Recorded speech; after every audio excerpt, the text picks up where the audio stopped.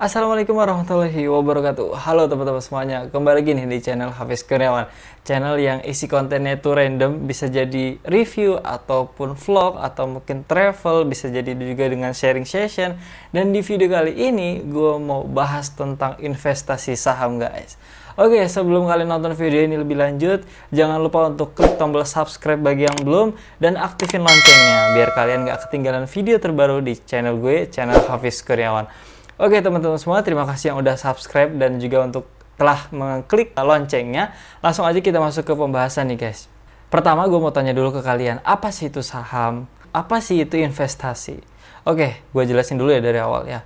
Saham itu adalah sebuah kepemilikan suatu perusahaan. Jadi sederhananya itu gue bisa bilang kalau ketika kita memiliki saham, kita memiliki aset saham, berarti kita memiliki sebagian daripada suatu perusahaan. Nah, perusahaan apa sih yang kita maksud? Kita pasti tahu nih, kalau gue sebutin misalnya Telkom, atau mungkin BRI, Mandiri, BNI, itu kan sebuah perusahaan besar ya guys. Ada Astra Internasional, ada lagi Mayora, Unilever, Indofood. Nih kalau kalian suka makan Indomie pasti kalian tahu nih produk Indofood. Nah yang gue sebutin tadi itu adalah berbagai perusahaan besar yang sistemnya itu terbuka. Nah maksud dari terbuka ini apa? Maksud dari terbuka adalah perusahaan tersebut membuka peluang bagi para investor untuk menanamkan modalnya untuk membantu mendukung operasional dari perusahaan tersebut nih guys. Nah mungkin contohnya seperti ini. Ketika misalnya gue memiliki saham Telkom, misalnya 100 slot, berarti gue memiliki 0, sekian persen dari kepemilikan perusahaan Telkom itu. Nah siapa sih yang nggak senang ketika kalian punya perusahaan? Nah ini kan ibarat kecilnya. Namun jangan sampai ini dijadikan motivasi yang sangat utama bahwa tujuan saham itu untuk sombong. Jangan sampai ini guys. Jadi tujuan saham ini adalah kita menginvestasikan harta kita atau uang kita agar uang kita itu tidak termakan inflasi. Aduh, apalagi sih ada inflasi, ada investasi, dan lain sebagainya.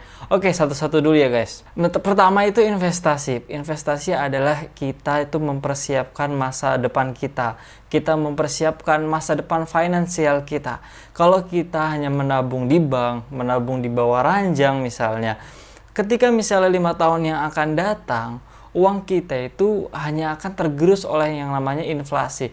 Inflasi itu adalah turunnya nilai mata uang kita nih guys. Misalnya nih, contohnya dulu mungkin kita beli bakso harga 5.000 satu piring. Sekarang mungkin harga bakso ini 15.000 satu piring. Artinya kan dengan uang 15.000 dulu kita itu bisa mendapatkan 3 mangkuk, sekarang kita hanya bisa mendapatkan 1 mangkuk. Artinya kan nilai rupiah kita ini, nilai mata uang Indonesia ini kan semakin menurun. Nah, itu yang dinamakan dengan inflasi. Lalu agar ketika nanti kita menabung, itu uang kita tidak tergerus oleh inflasi, maka kita harus menginvestasikan uang atau harta kita di berbagai jenis aset. Contohnya bisa di saham atau mungkin di obligasi atau ada di sukuk dan di investasi lainnya mungkin seperti properti dan lain sebagainya. Nah di video kali ini gue mau bahas tentang saham nih guys, investasi saham. Saham itu tadi kan gue udah sampaikan bahwa saham itu adalah kepemilikan sebuah perusahaan ya. Mungkin kalau kita menginvestasikan itu kita tidak menjadi pemilik utuhnya, tapi kita ini bersama dengan investor lain itu memiliki perusahaan tersebut. Jadi kita mendukung sama-sama. Kita mendukung operasionalnya, mendukung perkembangan dari perusahaan tersebut. Nah, ketika dalam proses perjalanan itu kan tentunya ada naik turun harga pasar guys. Nah, tapi kita nggak perlu khawatir. Namanya kita saham itu, kita menginvestasikan uang kita di saham, itu namanya kita menabung. Kalau di IDX atau di Bursa Efek Indonesia itu mengatakan dengan slogannya itu, yuk nabung saham. Nabung ya guys. Nabung itu artinya kita perlahan, kita mencicil, kita menaruh uang kita. Mungkin setiap bulannya atau setiap minggunya atau setiap tahunnya nih bagi yang penghasilannya tahunan. Kita terus menabung saham sehingga uang kita akan semakin berlipat. Nah dengan uang berlipat itu kita akan mendapatkan beberapa keuntungan nih guys. Tujuan dari saham adalah kita mendapatkan feedbacknya. Kita mendapatkan keuntungan dari investasi saham itu tersebut. Nah contohnya yang pertama itu kita mendapatkan capital gain. Capital gain ini apa? Capital gain ini adalah keuntungan atau harga beli kita saat ini lebih rendah daripada harga beli di masa yang akan datang. Contohnya seperti ini. Kita beli saham hari ini harganya Rp2.000. 10 tahun yang akan datang harga saham menjadi Rp10.000. Artinya kita mendapatkan capital gain sekitar Rp8.000 per satu lembar sahamnya. Nah, ketika kita membeli saham itu kita tidak bisa loh untuk membeli hanya satu lembar saja. Kita punya di Indonesia itu punya ketentuan bahwa minimal membeli di pasar reguler, di pasar saham Indonesia, pasar modal maksudnya, itu harus membeli 100 lembar atau bahasa lainnya itu satu lot. Nah, satu lot ini berjumlah 100 lembar. Artinya ketika kita memiliki aset perusahaan yang nilai per satu lembarnya itu Rp2.000, artinya dalam satu lot kita harus mengeluarkan uang sebesar Rp200.000. Semoga bisa dipahami. Oke, kita lanjut. Nah, yang selanjutnya ini kan berkaitan dengan keuntungannya. Tadi pertama ada capital gain. Nah, sekarang yang kedua yaitu dividen. Dividen ini apa? Dividen ini adalah bagi hasil, bisa dibilang sebagai bagi hasil, di mana dalam 1 tahun itu perusahaan tersebut yang kita tanam modalnya itu akan mendapatkan keuntungan atau laba bersih. Nah, laba bersih ini akan dibagi tergantung nanti kebijakan pada saat RUPS. Aduh, bahasanya belibet lagi ya. RUPS itu rapat umum pemegang saham. Jadi pada saat rapat umum pemegang saham itu akan ditentukan berapa jumlah nominal yang akan kita dapatkan dari bagi hasil tersebut. Misalnya dalam satu lembarnya mungkin Rp40 atau Rp100. Berarti kalau misalnya dalam satu lembarnya itu Rp100, ketika kita punya satu lot maka dikalikan 100 sama dengan Rp10.000 per satu lotnya.